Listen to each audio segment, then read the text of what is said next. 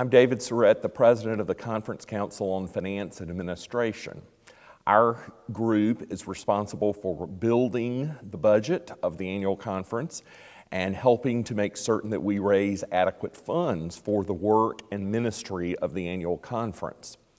Our report is near the front of your materials and outlines the ministry plan and mission needs of our annual conference for the calendar year of 2015. If you will refer to the materials that have been provided to you, you will note that report number 1 relates to the operation of the 12 districts within our annual conference, including compensation for the superintendents and other office and necessary expenses. Report number 2 highlights special offerings that will be received within our annual conference during the coming year of 2015, including some other computations of various items. One item that is new this year is in number 6 of report number 2. It includes that the average net funds by which your church's apportionments are calculated will be changing from a 4-year average to a 2-year average. We feel that this will be fairer. This will also make the apportionment calculations to be more current, up-to-date, and relevant to your recent church's financial giving. Report number 3 of our materials includes second mile giving for various missions and outreach causes within our annual conference. Report number 4 is one that we are sad to bring to the annual conference, but it deals with the bankruptcy of one of our mission agencies, the United Methodist Relief Center, headquartered in Mount Pleasant, South Carolina. This report involves their final debt following all negotiations, and this money will be taken from the annual conference trustees from the sale of one of our church properties. Report number 6 is the Conference Administration Fund, which includes various items and funds related to the operation of our annual conference at a state level. It also includes the work of connectional ministries and many of our boards, agencies, and other various groups within South Carolina United Methodism. You will note that report number 7, which is our summary report, has been moved to the end of our total report. This is different than in prior years. It delineates the total funds that we are requesting from the various churches within our annual conference. The increase is very slight. It is only 0.3% this year overall. It is a decrease of 0.03% from the general church level, which our annual conference and the Council on Finance has no way to change, and a slight increase of 0.5% for our local funds. This also brings us to our goal to find funding levels at 15%, give or take that amount, of all the average net funds of the various churches within the South Carolina Annual Conference by the year 2015. Our percentage is 15.5757%. So we are very pleased to come to that point and therefore allow our churches to utilize their funds in needs more locally within their mission areas.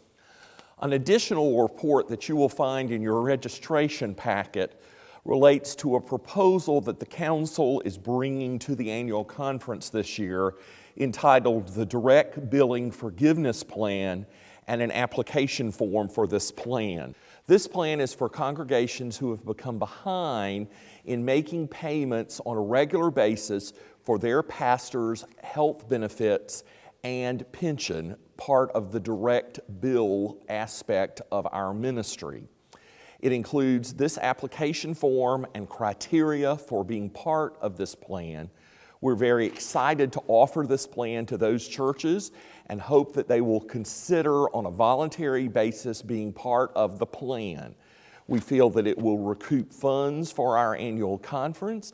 It will help churches to continue to be faithful in their stewardship, and it will also allow greater use of all God's resources and gifts and graces. We encourage you to review this plan, to note its details, and to request further information from the conference treasurer's office and/or your district superintendent's office concerning this plan. We are asking the annual conference to approve this plan at this session of the annual conference. It will be a provisional plan beginning in the fall and a permanently offered plan in the first portion of 2015. During the past conference year, we achieved a recent record high in apportionment giving from the churches of our annual conference. We received almost 90% of the funds that were requested of these various churches. On behalf of the council and all of our annual conference leadership, I want to thank the local churches, the lay leaders, church council chairs, pastors, all the leadership of those congregations for their most faithful stewardship and financial giving during that year. We encourage all churches to be reflective about how God is calling them to use the resources that are offered. And we will be offering a stewardship summit this fall for churches to come and learn about growing more in their giving, in their stewardship, and in all the use of God's resources. In a recent online article that I received about 13 signs you have a missional church, one of those 13 signs is that a congregation spends a significant portion of its budget outside the walls of the church building.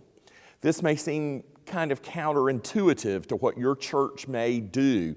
Spending money inside the church would seemingly make the church stronger, and it does.